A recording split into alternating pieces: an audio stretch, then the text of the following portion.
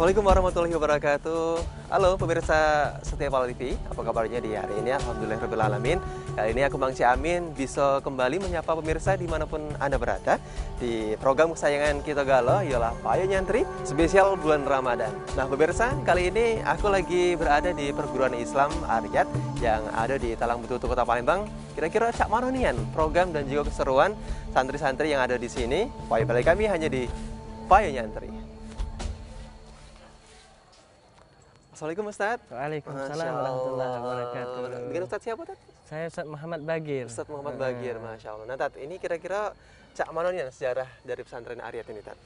Sejarahnya ini pesantren Aryat kita ini didirikan oleh Habib Abdullah bin Abdurrahman Al-Habsyi dan pada tahun 1993. Lalu dilanjut kepemimpinannya langsung diasuh ataupun dipimpin oleh putra beliau, yaitu Ustaz Ahmad bin Abdullah Al-Habsyi, sampai beliau wafat pada tahun 1994. Lalu dilanjutkan kepemimpinan tersebut oleh saudara beliau, Al-Ustaz Alwi bin Abdullah Al-Habsyi, sampai pada tahun 2007.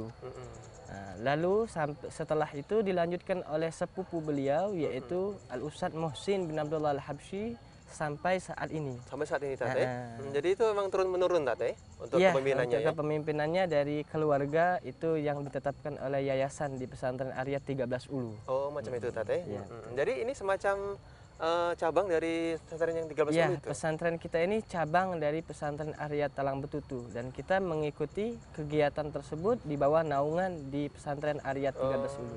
Jadi kita melok kurikulum dari yang di 13 Ulu Tat betul. Nah ini untuk program formalnya ada apa Tat sini Tat? Program-programnya itu ada yang formal ataupun yang non formal itu ada di sini. Kegiatan formalnya yaitu pelajaran mencakup dua kurikulum. Pertama kurikulum umum, yaitu di bidang SMP namanya SMP Iptek Aryat. Setelah itu dilaksanakan pada pagi hari jam 7 sampai dengan jam 12. Setelah itu mereka mengikuti kegiatan pesantren. Setelah kegiatan pesantren ada lagi kegiatan belajar diniyah, yaitu pelajaran pesantren yang formalnya dari jam 1.30 sampai jam 5 sore. Itu yang formalnya. Kalau yang non formalnya ya kegiatan mereka dari awal bangun tidur, jam 4 pagi itu dibangunkan mereka, setelah itu mereka mendengarkan mengaji Quran, sampai mandi mereka persiapan untuk sholat subuh berjamaah. Sebelum sholat subuh mereka membaca wirid-wirid.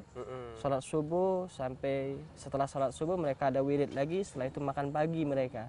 Setelah makan pagi mereka mandi, ada yang sebagian mandi dan siap-siap lagi untuk sholat duha. Baru dengan kegiatan formal sampailah sore. Kalau untuk kegiatan-kegiatan semacam hadroh, muhadharah itu sini ada tak? Ada. Kegiatan hadrohnya juga ada. Adapun muhadharahnya juga mereka ada pelajarannya. Kalau pelajaran muhadharah itu pada hari Minggu mereka prakteknya. Pada hari Boleh Minggu. Tat untuk kita nyingak cak mana? Boleh, nanti kita lihat-lihat.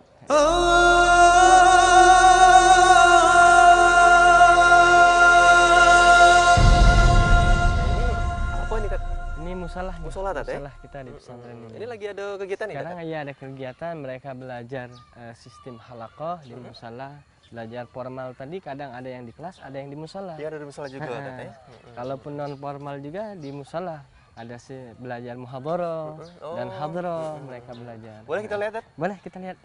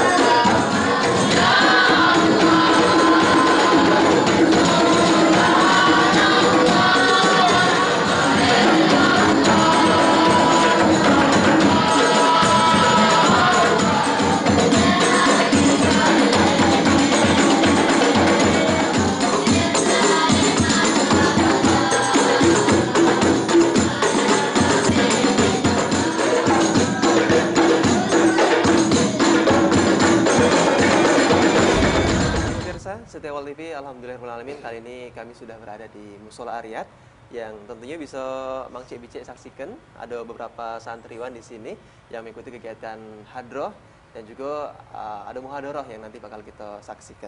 Kali ini ada Ustadz. Assalamualaikum Ustadz. Masya Allah. Ustadz siapa Ustadz? Ustadz Usman Al-Habsyi. Usman Al-Habsyi. Masya Allah. Ini Ustadz sebagai apa sih ini Ustadz? Pengajar. Pengajar Ustadz ya? Hadroh ya. Boleh Ustadz diceritai kira-kira untuk latihan di sini kira-kira hari apa baik Ustadz? Untuk latihan di sini biasanya dilakukan pada malam Sabtu, malam Selasa. Dua itu. Ada 2 waktu Ustadz ya? 2 waktu untuk latihannya. Kalau boleh diceritai Ustadz, kira-kira di hadroh ini ada bagian-bagian apa baik mungkin? Dari gendang atau mungkin apa itu Ustadz?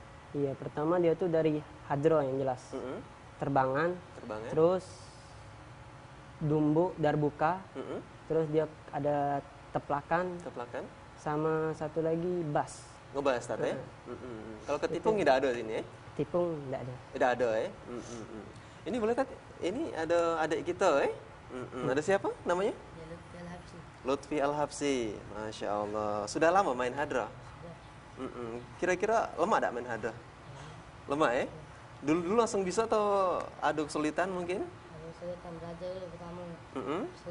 Lama dikit itu lah bisa. Tak bisa ya? Jadi pengen belajar terus saknya ya? Sudah mahir caknya? Boleh kakak ditunjuk ke cak mana kira-kira main hadrahnya di sini? Dasar, tabu dasar.